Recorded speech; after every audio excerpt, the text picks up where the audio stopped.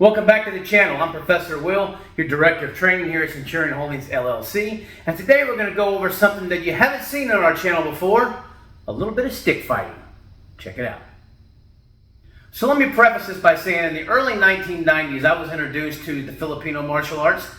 Reintroduced, I should say. I had a really good friend when I was in 6th, 7th grade named Ray, and Ray's father was into these things. We were all taking karate at the time and thought that was the end-all, be-all. And he knew some of this stuff. I thought it was really neat. Then they moved back to Hawaii. I was lucky enough in the early 90s to run up against a guy named Steve, and he showed us a whole bunch of this stuff. It was awesome. We really enjoyed it. It put us from traditional martial arts into more contemporary martial arts. Some of the pioneers of these types of martial arts have put us on the line with the Eskrima, put us in line with the JKD, and put us in line eventually to our jiu-jitsu. But about a year ago, through the joys of social media, I was able to reconnect with Ray, and we've been chatting back and forth about some different things, and he sent me some new sticks recently. So thanks a lot for that, Ray. I really appreciate it. And I thought we'd show some of the stuff that we do when we use these for us, and how we use these for our self-defense. Keeping in mind that we're not in a Eskrima school, I'm not a Kali instructor. We use some basic drills and some basic stuff to help improve and implement this into our other games. So one of the first things we discuss when we talk about using our stick fighting skills is we talk about stance, just like we do everything else. With our Muay Thai and Jiu-Jitsu, our power hand tends to sit to the backside. That keeps that turn, the pivots going, and keeps that power pushed into the punch. With the stick fighting, if I put that in the back, I expose all of this to that longer reach of the stick. So with the stick fighting, we turn this. And now I put that primary side up front. The same stance stays the same. Still wide base, still deep base, still low center, still head over center. Only now I'm able to put this in front and keep everything else around away from me. This becomes my fence, if you will. And my reach is extended. Footwork doesn't really change. It's still front, back, left, right. We try to cross feet as much as possible. It can happen, it does happen, because this is a much faster game, which is one of the joys of training with this type of implement, is that now everything is so much faster than just a punch, that when you get used to dealing with this, the punch is almost in slow motion. So here we stand, we got good stance, we understand the footwork stays the same. We have a video on that, you can check it out on the channel and check out the footwork because it doesn't change. It's just with a right lead instead of a left lead. So we're going to add to that just how to hold the stick. I want you to take the stick at the very bottom and put your fist on it right there. You see there's no edge at the bottom, and then grab it one up and take that bottom hand away. Now I've got just a little bit of extension here at the bottom that I can use to strike with, I can use to hook with. It has all kinds of good uses that we can put to it. So I don't want to hold the bottom. That also allows me, if we get slick with sweat, if you're in a combat situation, you've got blood on you, this thing can get slick, and it gives you a little bit of sliding room. So over my time doing this kind of art, I have actually learned many different numbering systems with numbers sometimes as high as in the 20s. For me, I like to keep it simple. We're going to use 7.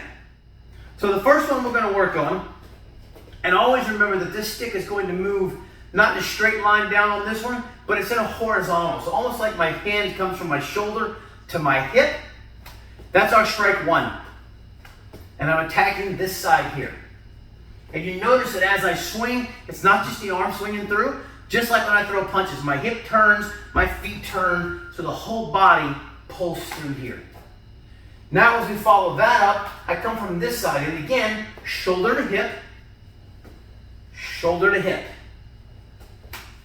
shoulder to hip. So we hit 1, we hit 2. 3 and 4 are pretty simple. They follow kind of the same pattern, but now I'm doing a horizontal strike to the arm or the body. So there's 3, there's 4. So we hit 1, 2, 3, 4. Again, 1, 2, 3, 4. 5 is going to come straight from here, and it's just a straight in thrust. Simple and easy. Just drive straight in. It's like I'm stabbing to him forward. So we hit 1, 2, 3, 4, 5. 6 and 7 are something that come toward the legs, which you can have all kinds of controversy about. Do I swing at the legs? Should I try to swing at the legs? Every time I move my hand down to swing at the leg, I leave my head open. I got news for you. Every time that thing comes by, my head's open. So yes, we're going to swing at the legs. When I swing at the legs, I'm not going to take a low swing. I'm actually going to bring it almost in an upward pattern with like a backhand. This time, instead of my hand going shoulder to hip, I'm going hip to shoulder. Just like that. So I'm going to hit 1, 2, 3, 4, 5. And right off of that, it curls right up. And I hit this side 6. I hit this side 7. So my odds stay on this side, my evens stay on this side. 1, 2, 3, 4, 5, 6, and 7. All right, now we're going to show you that same striking pattern. Only this time I'm going to use the bag so you can see how the impact works and where it hits as we move. Things to remember is this is not kickboxing range. For us with a stick fight, that's when I would use the backside of that. This is more of a mid-range here. I need to be a little bit farther out for the tip. I don't want the middle of this stick striking the bag. I want that last couple inches to be what pulls through. And that's just how we get the correct range. So if we look at this, this hits 1 and 2. And again, 3 and 4 horizontal. 3, 4. 5 is a stab. 6 comes up. 7 comes up. And we reset. So we hit 1, 2, 3, 4, 5, 6, 7. Always moving the hips when we hit this. 1, 2, 3, 4, 5, 6, and 7. 5, 6, 7. Make sure you watch your other hand here. Law enforcement call this the reaction hand. We don't like the term weak hand. That went out years ago. It's important to pay attention to this hand. Because if I leave this out here when I'm swinging and I hit my own hand, that really hurts. You'll only do it once or twice, you'll figure it out. There are other places you can put your hand. You can put it on your chest. That's how I learned it originally. I like it a little bit higher up here.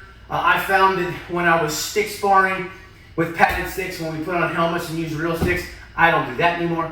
I found that my hand, I didn't like it here because I tend to, and now I didn't really use it much. So I like my hand to be a little out, just like my kickboxing stance. Again, we're farther away, and now this hand can actually move and be used for different things. Just make sure you don't leave it out here and crack it yourself. Hey, I hope you guys liked the video today. We wanted to give you just something a little bit different, working on our stick fighting skills. We can always replace this with another implement. This could be a broom handle. This could be a pocket knife. This could be a combat knife. The nice part about these type of implement training is that this is just one. This could be a blade, this can be a blunt object, this could be an expandable baton. It doesn't matter. That doesn't change the footwork, it doesn't change my pattern, and I can even use a lot of this stuff empty hand as well, because that can be hits, that can be hits, that can be hits to the body, that can be hits, that could obvious, okay? These things can be done empty hand as well, and that's the versatility of what this does. And as I said before, once you're used to dealing with this and the speed with which this moves at, everything else starts to kind of go into slow motion. And that's part of the key of why we like to train with the stick. So I hope you guys liked the video. If you do, let me know. We'll do some more stuff on this. Thanks again to Ray and Hawaii Defense Academy for hooking us up and taking care of us. And thank you for all the information you've given me over the years. If you want to learn some of this, come see me. You can see Combat Concepts down in North Carolina as well. Brent is a great guy, does a whole lot of work with a stick and dagger. And you can always check us out with our seminar schedule. It's filling up, but we still got some openings here in the fall. Check us out at CenturionHoldingsLLC.net. You can contact me at CenturionHoldingsLLC@gmail.com, or check the QR code right there. And if you're interested in, you're in Hawaii, I think he's on Oahu, you can see the link to Ray and them school right there. And as always, we'll see you next time.